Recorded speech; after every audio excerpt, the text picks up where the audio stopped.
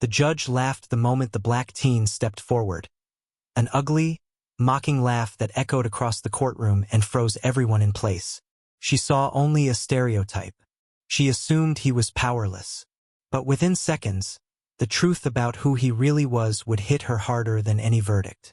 And when it did, that mocking laughter would die into a silence none of them would ever forget. He was 16, brilliant, and painfully aware that his world operated on uneven ground. Despite growing up in a neighborhood where opportunity felt like a rumor, he pushed himself toward a future he believed he could build with discipline and talent. Most teenagers spent weekends scrolling through their phones. He spent his building small robots out of spare parts, dreaming of applying for scholarships that could change his life. His mother worked shifts that stretched long into the night, yet she never missed a chance to remind him that he was more than what society saw. She filled their home with belief, resilience, and the painful truth that he would have to work twice as hard to be seen as equal. But even the best advice couldn't prepare him for what happened the day a store alarm malfunctioned. A manager assumed he triggered it. A guard assumed he was guilty, and despite having bought nothing, touched nothing, and done nothing, he found himself detained, questioned, and handed a citation for an offense he didn't commit. The moment they handed him the court date, fear settled into him. He worried not just about the case. He worried about being misjudged, misunderstood, or mistreated by a system designed to see him as a problem. Still, he walked into the courtroom with quiet pride, carrying documents that proved his innocence. What he didn't know was that the next 20 minutes would expose something far bigger than a misunderstanding. Something that would shake the courtroom to its core. The judge glanced at him with a cold expression that told him exactly what she had already decided. Before he even opened his folder of evidence, she gave a short, cruel laugh, sharp enough to cut through the air. It wasn't the laugh itself that stung, but what it meant. She saw him as a waste of time, as a predictable case, as someone barely worth the effort of glancing at the facts. The courtroom stirred uncomfortably. People shifted in their seats.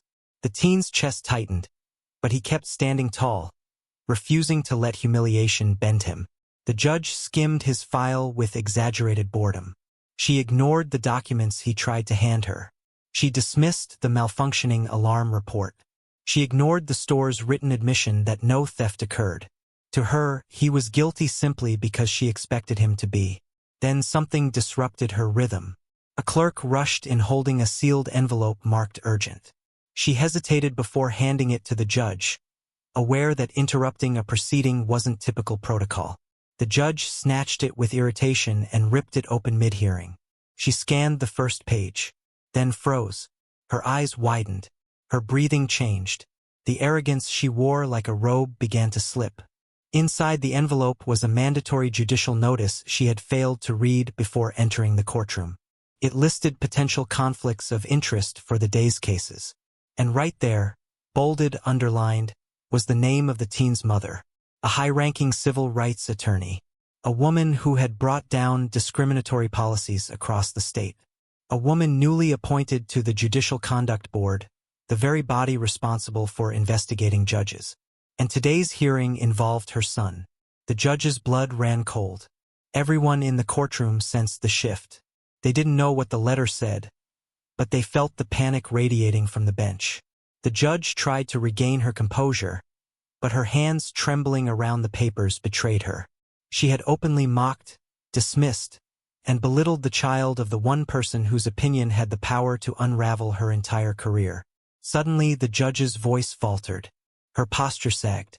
Nothing about her resembled the confident authority figure who had mocked him minutes earlier. She tried to restart the hearing, but her tone was hesitant and uneven. She stumbled over her words, acutely aware that every second of her behavior had been witnessed. Every smirk, every laugh, every assumption. The teen didn't move. He didn't need to. His calm presence alone intensified the judge's unraveling. For the first time, she really looked at him, not as a stereotype, not as a case number, but as a human being, and as the son of someone with the power to hold her accountable. The courtroom fell into a silence so thick it felt like the walls were listening. And in that silence, the judge understood. This hearing wasn't just about him anymore. It was about her. The judge dropped the charges immediately, stumbling through her justification. The teen gathered his papers with quiet dignity and walked out with his head high. Not because the judge respected him, but because the truth had exposed what she tried so hard to hide. The aftermath spread quickly. Witnesses filed complaints. Lawyers submitted reports. The Oversight Committee launched an investigation into her conduct. Not just from that day, but from previous cases as well. The judge's career began to crumble piece by piece. Meanwhile, the teen returned to school with a new sense of strength. He had faced the humiliation meant to break him, yet he stood taller than ever. He now understood something his mother had always hinted at. Sometimes silence is not weakness. Sometimes dignity is louder than any defense. Sometimes the truth doesn't need to shout to change everything. And the question left hanging in the air was one the world still struggles to answer. How many more young lives must be misjudged before justice learns to see clearly?